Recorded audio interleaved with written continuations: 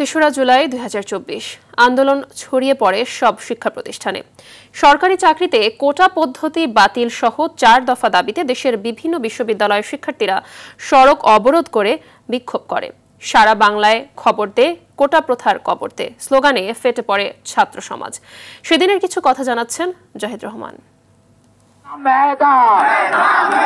দিনের শুরুতেই রাজধানীর শাহবাগ সড়ক অবরোধ করে ঢাকা বিশ্ববিদ্যালয়ের শিক্ষার্থীরা বিভিন্ন হল থেকে মিছিল নিয়ে কেন্দ্রীয় গ্রন্থাগারের সামনে জড়ো হয়ে সেখান থেকে স্লোগান নিয়ে ক্যাম্পাসের বিভিন্ন দিক ঘুরে টিএসসি রাজু ভাস্কর্য হয়ে শাহবাগে অবস্থান নেন তারা।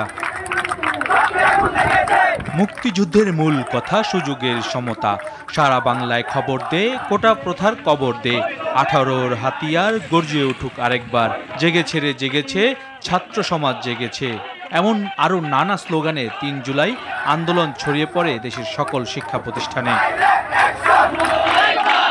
এদিন ঢাকা আরিচা মহাসড়ক অবরোধ করে জাহাঙ্গীরনগর বিশ্ববিদ্যালয়ের শিক্ষার্থীরা। জগন্নাথ বিশ্ববিদ্যালয়ের শিক্ষার্থীরা অবস্থান নেয় তাঁতীবাজার মোড়ে। এদিন কোটা বাতিলের দাবিতে তৃতীয় দিনের মতো বরিশাল বিশ্ববিদ্যালয়ের শিক্ষার্থীরা আন্দোলন কর্মসূচি পালন করে। কাফন পরে কোটা পুনর্বহাল রেখে হাইকোর্টের আদেশের প্রতিবাদে বরিশাল পটুয়াখালী মহাসড়ক অবরোধ করে শিক্ষার্থীরা। ওই সময়ে সরকার মেনে নেওয়ার আগেই যে ক্ষতিটা করছিল, এই ক্ষতির কারণে আসলে পরবর্তীতে সরকার পতন হয়ে যায়। শেষ পর্যন্ত কিন্তু আমাদের যে এই যে ছাত্র সমাজ তার কাছে কিন্তু আসলে কেউই টিকতে পারেনি। আপনি এটা ফ্যাসিস্ট সরকার বলেন আর যাই বলেন, কেউ কিন্তু আসলে টিকতে পারেনি, কারণ তরুণদের শক্তি কিন্তু অন্যরকম।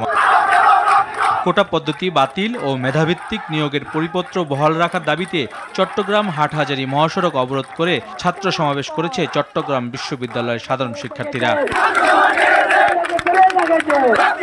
কোটা বাতিলের দাবিতে ময়মনসিংহ রেলপথ অবরোধ করে বিক্ষোভ করেন বাংলাদেশ কৃষি বিশ্ববিদ্যালয়ের শিক্ষার্থীরা। দাবি পূরণ না হওয়া পর্যন্ত কর্মসূচি অব্যাহত রাখার ঘোষণা দেয় আন্দোলনরত শিক্ষার্থীরা। জাহিদ রহমান, RTV।